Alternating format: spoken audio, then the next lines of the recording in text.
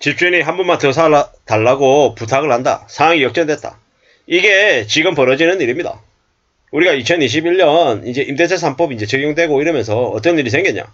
한꺼번에 집값이 껑충 뛰었습니다. 전세값이.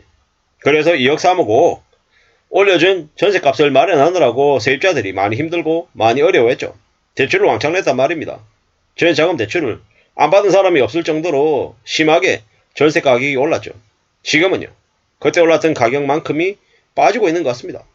3억, 5억, 심한 경우에 7억. 어떻게 됩니까? 집주인들이 답이 없습니다. 제가 이제 한 몇 달 전인가 이렇게 지나가면서 이제 강남에 있는 뭐 지역에 있는 공원에서 옆에 아주머니가 전화 통화하는 걸 들었어요. 이제 깜짝 놀랐죠. 뭐냐? 아, 전세 20억이 들어갔는데 갑자기 전세가 한 8억이 떨어졌대. 12억이래. 그런데 아이 전세금 8억 돌려줘야 되는데 이 어떡하지? 이러고 이제 친구랑 이제 전화 통화를 하시는 이제 한 60대 한 후반에서 한 70대 한 중반쯤 보이시는 이제 분이 이제 계시더라고. 여성분이신데. 귀가 이제 쫑긋해가지고 이제 너무 자세하게 얘기는 못 들었지만 아, 전세금이 많이 떨어졌나 보다 라는 생각이 들었어요. 압구정동의 아파트고 뭐 전세값이 그렇게 비싼가? 그렇게 생각했죠. 어떻게 전세 가격이 20억이다가 12억이 될 수 있지?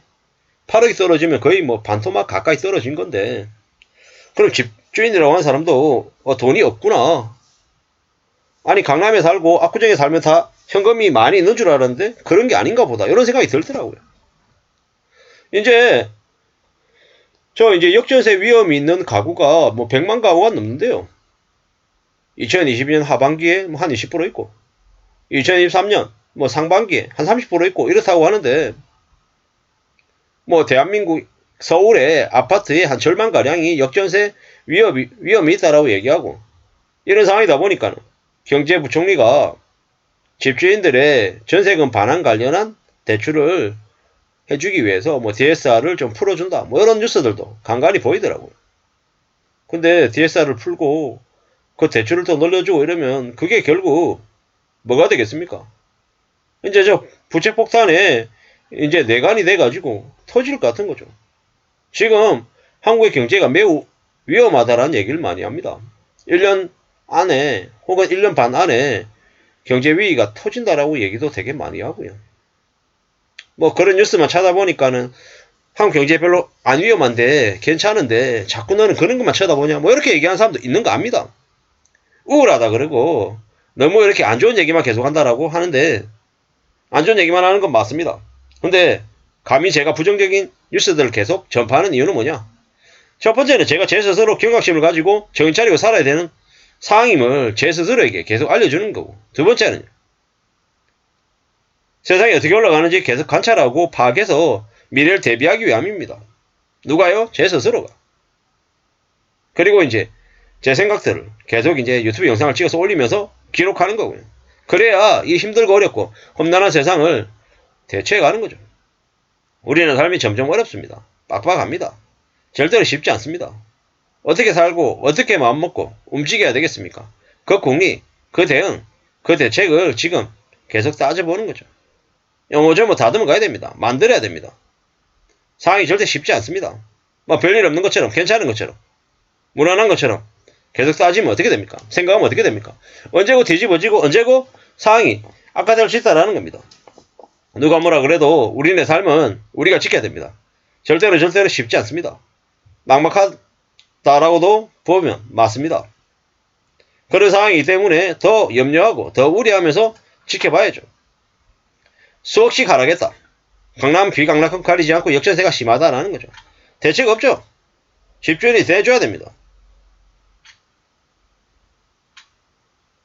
아니 아무리 강남 대치동이라고 해도 30평대 전세가 어떻게 19억 5천입니까? 지금 19억 5천에 16억 5천으로 3억 떨어졌다는데 좀 더 지켜봐야 되죠. 가락동 헬리오시티 30평대 전세 9억에 계약했답니다. 11억 8천보다 2억 8천 떨어졌다는데 두고 봐야죠. 25평도 8억 2천으로 갱신 계약했다. 좀 더 지나면 어떻게 됩니까? 저 8억 2천이 7억 되고 6억 되고 5억 되고 합니다. 헬리오시티 같은 경우에는 처음 입주할 때 저희 33평 전세 얼마였습니까? 6억. 근데 지금 9억에 갱신했다고 하는데 그거조차도 그때하고 비교하면은 3억이 높은 수준입니다. 25평 얼마? 5억. 똑같이 이제 한 3억가량 비싼 거네요. 입주할 때 시점하고 비교하면. 지금 전세 가격이 여전히 높은 상태다? 아니 더 내려갈 거다? 뭐 의견이 분분한데 확실한 건 뭐다? 앞으로 전세 가격이 계속 내려가고 덩달아서 매매 가격도 전세 가격에 수렴하게 돼 있다. 그리고 대출로 뭐 집주인들에게 전세금 반환 관련한 용도로 대출을 대준다. 뭐 결국 대출 푸는 건데 대출 대주면은 안 그래도 지금 대출을 쪼여서 금융권들의 충당금 적립하고 이래저래 사항들을 만들어야 되는데 저렇게 해서 어떡하려고 그러나. 뭐 정부는 지금 뭐 사면초가이기 때문에 조금이라도 숨통을 틔워줘야 된다는 건 맞긴 한데 저러다가 어떻게 되려나 뭐 이런 생각도 들죠. 강동구 상일동의 고덕 아르테온도 33평이 7억 5천에 전세 계약했다고 하고 뭐 25평도 5억에 갱신했다고 하는데 뭐 계속 지켜봐야죠. 저러다가 어떻게 되려나. 강성호 마곡동의 30평대 6억 1천만원. 뭐 계속 이제 우려스럽답니다. 참 황당하죠. 황당해.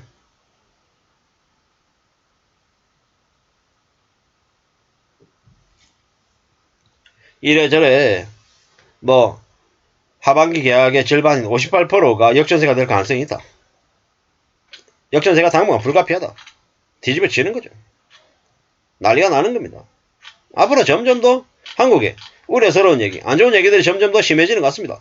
이런 상황에서 삶을 지키고 대비하는 길은 뭐다? 누군가가 뭔가를 얘기하면 믿지 마라. 의심해라.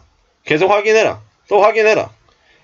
현장에서 실제로 돌아가는 이야기들에 좀 더 귀를 기울여야 될 것 같다라는 겁니다.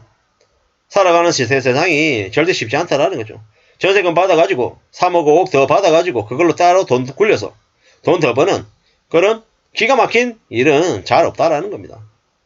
앞으로 대출은 계속 줄어들고 대출금리 올라가고 무리하게 빚낸 사람들은 무너지고 또 무너지고 야반도주하고 쌩난리가 나는 날이 앞으로 계속 펼쳐진다. 2024년 5월부터 금융권 충당금 1% 적립한다. 25년에는요. 26년에는요. 생각만 해도 끔찍하죠.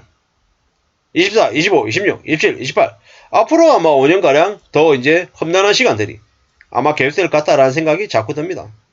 사는 게 어떤 거냐? 우리가 살아가는 삶이 괜찮아질 수 있을까? 별일 없을까? 잘 따져보고 잘 살펴봐야 될 것 같습니다.